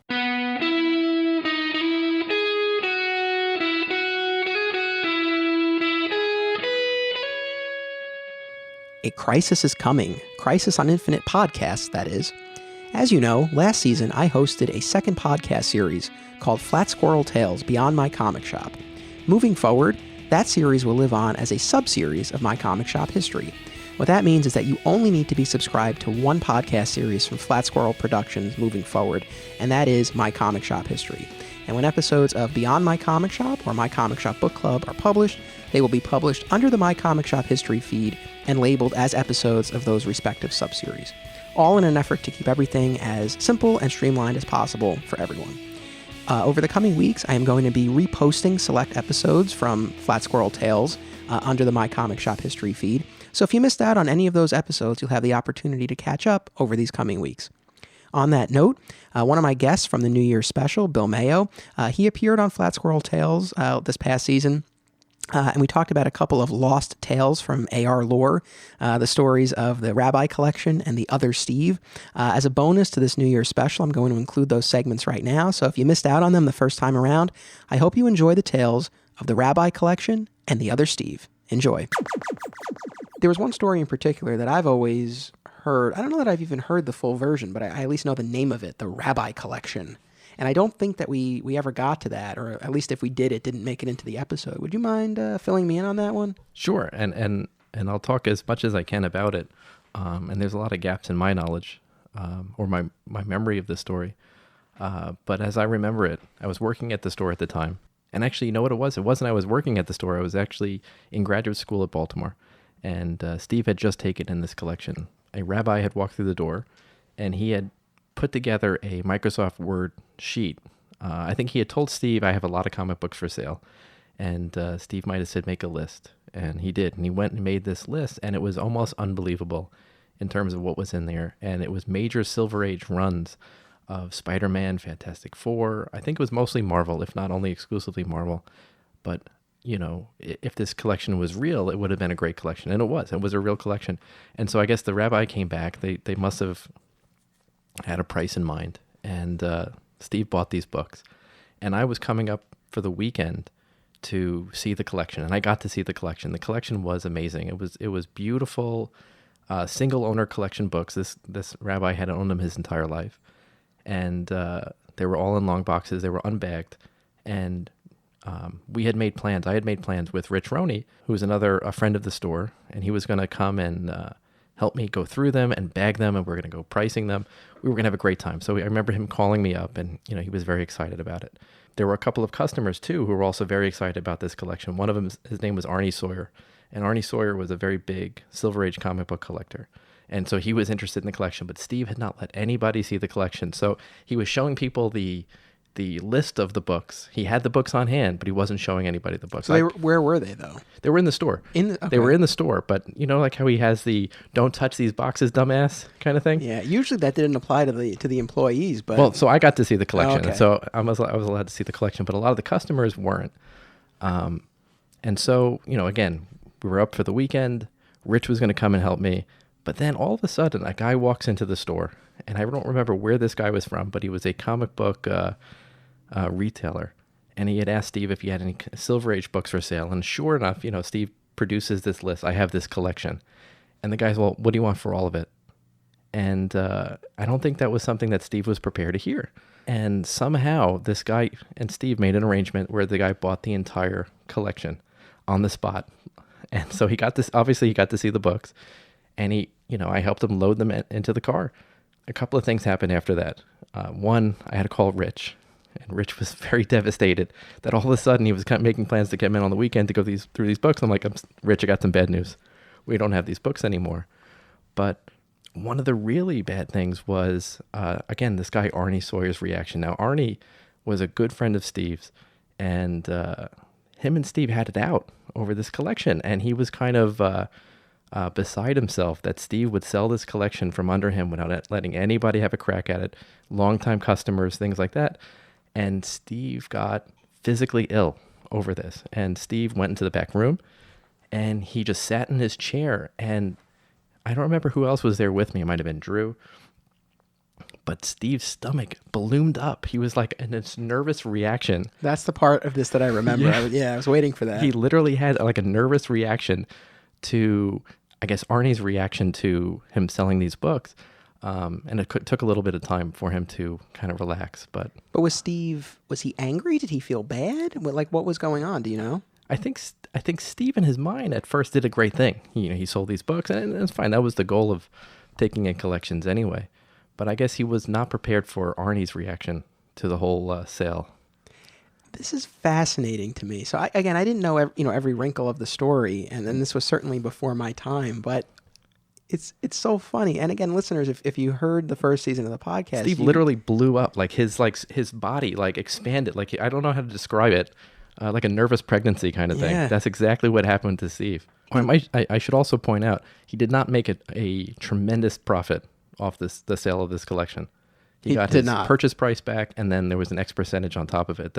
He would have made a lot more money had he sold those things individually. Okay, so I was going to ask Yeah. about that, but Yeah. it's just funny because again, we always took issue with the fact that oftentimes when he would buy a collection, it would sit for a while. Mm-hmm. I mean, it didn't get put out onto the floor for sale because he wanted to go through it. He wanted to Right. save it, right? In some cases, for years, he had the Batman collection, for example, Right. where he would put, this is the $5,000 Batman collection, and you weren't even allowed to touch a book in that collection Yeah, until he went through it. And so we always wanted to see things turned over faster. Like Mm-hmm. if he bought a collection, we wanted it processed and put out so Again, the customers goal. could get a crack at it. The goal of doing this. And I find it so funny that in this story, it's like the extreme opposite, where like he flips it so quickly. It made no sense. That it was unlike any of his other. It's very unlike Steve. I mean, Mm-hmm. is there anything that you can point to that would account for why he would make that decision? Because it's I think this very guy out was of character. This guy was a very good salesman himself. The guy who bought the collection. There was a sense of urgency. The guy was in town visiting, and I think he put kind of pressure on Steve. He's like, if you want to sell these books, I will take them all, but it has to be like right now. And I think that's kind of what wound up pushing Steve. I think the guy, I want to say that I have a Froggy associated with this guy. I might be Froggy's Comics, Froggy something. So if listeners out there want to go search this guy. He also called it the Rabbi Collection when he put it up for sale. He had an internet-based comic book store. I want to say it's called Froggy's Comics. You can ask Rich Roney. He would remember. A Rabbi Collection. Now, I mean, because you were interested in going through some of these books yourself, correct? Oh, at that time, I was trying to fill out a run of Fantastic Four. My goal was to have Fantastic Four 1 to 100, and a lot of those issues were in this collection. And just like the next guy who works in a comic book store, I love just to be around old Silver Age books. And so to go through them, to bag them, to, just to hold them, I was looking forward to. But so, like, taking your self-interest, your selfish interest out of it, I mean, do you think it was the right call for him to make for the store? I mean, he was able to, flip it quickly, at least make some money. But on the other hand, it's like, one of the reasons I think you buy a collection is, it's of interest to your customers. It's something new for them to see. That would have been a beautiful collection to have out in the store. Absolutely. So, do you think it was the right call? I'm not going to weigh in on that, but Okay. I think you can read through the lines on how I feel about it. I'm really fascinated by this because I do feel like it's wildly out of character for Steve. I don't know. Maybe he was just living the "don't be a flat squirrel" saying. For once.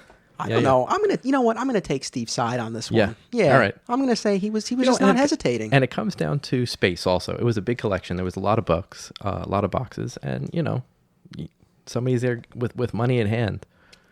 But the physical reaction is The interesting. physical reaction was very interesting. So his stomach ballooned. He was sitting in the back room. Yeah, and I remember vividly, for some reason, I had the wherewithal to take the list of books out of the store because it seemed like the entire situation was getting Steve upset because I think Arnie was going through the list. He's like, look at this book. You got rid of all these books for this price.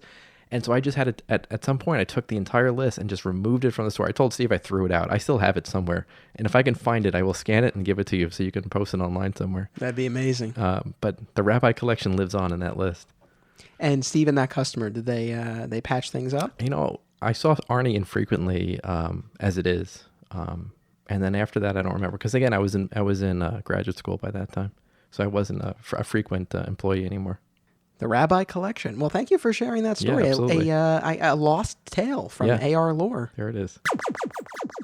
Now, we always talk about Steve, and of course we're referring to Steve Odo, who was the most prominent owner in AR's history, even though he had other owners at various co-owners at various points, and he himself even left at a period. But for the most part, Steve was the constant in the store's history. But there's actually another Steve Chin, who briefly co-owned the store with Odo. And, we've kind of alluded to him a little bit on the show, but never really explored that period of AR history. And you were working there during that time, correct? That's right. So how did Steve Chin enter the picture here? And so, if my memory serves me correctly, and I think it does, it was right after Steve had bought out the other owners. And so at that point, Brandon, Drew, and Prem and Metalhead had all been investors in the store. And really, I think it got to the point where Steve had at one point was bought out by those guys, and then he bought back in, and then he systematically bought everybody out, more or less. And then, for whatever reason, he decided to take on Steve Chin as a potential co-owner, and this lasted only for a short period of time. Now, Steve Chin had owned a comic book store already, and so he was kind of like, I'm hiring an owner who has experience. But it was very evident very quickly that Steve Chin almost knew nothing about the comic book industry. And what he loved to do was sit behind the counter and read comic books. And the guy would be notorious for when you walked in, he'd be reading a comic book, or he would have a comic book that was open and it was underneath the register. Because just like a kid being reprimanded, Steve Odo used to come into the store, see Steve Chin behind the counter reading a comic book and yell at him. It's like, well, you're not doing anything. And so he would have to hide his comic book underneath the register as he was reading it. So he was a very strange guy. He also, and again, I worked there at the time. I was running Magic tournaments. It was frustrating to use the same register as Steve Chin because he would be very famous for taking a $5 bill and put it in the $1 bill area. And so he would always mix and match the bills. He would just take your money and throw it in the drawer kind of thing. And so if you were to use the same register, it was very difficult with change. You always had to make sure you were giving somebody the right change. Right. How difficult is it to keep that straight? And then it would drive Steve crazy because, Steve is always like the same direction for his bills. Yes. And now all of a sudden, you have a 5 in the one area. That Yeah, forget about your bills facing the right way. I mean, you know. So he couldn't, he was unreliable on a lot of different things. Wait, how did Odo find him in the first place? I think they had been friends or they knew each other. I don't remember that part. That's something we can ask Steve. But so Steve Chin buys into the store. Do you know, was it a 50-50 thing, or was Odo still the I'm pretty sure majority? it was a 50-50 thing. And then Wow. he bought out Steve Chen. Yeah, they were like the co-owners. They had made their decisions, and if you didn't see Steve Odo there, it would be Steve Chen. Right. And because I was a customer during this period of time. 'Cause I remember Steve Chin. I can't say I had any, was a friendly particularly guy. memorable Yeah, but encounters. But yeah, definitely Wasn't a was bad- fine. Yeah, he just wasn't one of the. He wasn't one of us. That's for sure. Right. He was a 9 to 5er. And we're talking like a year here? Like how long did this last? It was probably about a year or less. Yeah, I think it was evident to everybody that he just didn't fit. You know, you talk about the community all the time. He definitely never wanted a part of that. As I understand it, like he fired the existing staff, correct? I got fired during that for a very brief time frame. My brother was fired also, and he never got hired back.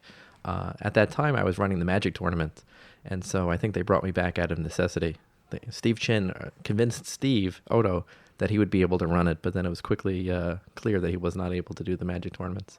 So I was brought on initially just to work on Fridays, and then I think I was expanded again. I worked on Wednesdays and maybe some other days as well. Did Steve Chin institute any other new store policies for customers or staff? You know, I would like to say things changed under him. At one point, and I'm 99% so, and it is. Steve Chin, when he came into the store, he cleaned the bathroom and he took out everything that was originally in the bathroom. Oh, really? And it was almost like, you know, the new owner is in town and things are going to change. I mean, because we've touched on this before. I mean, the alternate realities bathroom in the back room was a treasure trove. No, it was different before Steve Chin, though. Wow. And so it was a completely different series of things. Somebody had changed it. I'm pretty sure it was Steve Chin. It wouldn't be anybody else. Okay, so everything that I saw by the time I started working there came. Yeah. It was like second generation. That's right. Wall art. And again, it's nothing that a lot more personal stuff came after that. A lot of the stuff before was just goofy stuff that was cut out of magazines and things like that. I mean, during that time, again, going back to that, you know, the friendship and fun and community. Yeah. And It died. that piece. It of died there for a little Yeah, I was bit. going to ask, did it really happen did. without him, or it just Well, didn't happen at all? I think there was just a bad buzz when he had taken over, and I think everybody was just against this. And so there really wasn't a lot of the hanging around aspect during that brief period. And again, I don't think it was a full year. It was shorter. Yeah. 2 years after it closed, still learning new things about this place. The gift that keeps on giving. That's right. Thanks for listening, and once again, Happy New Year.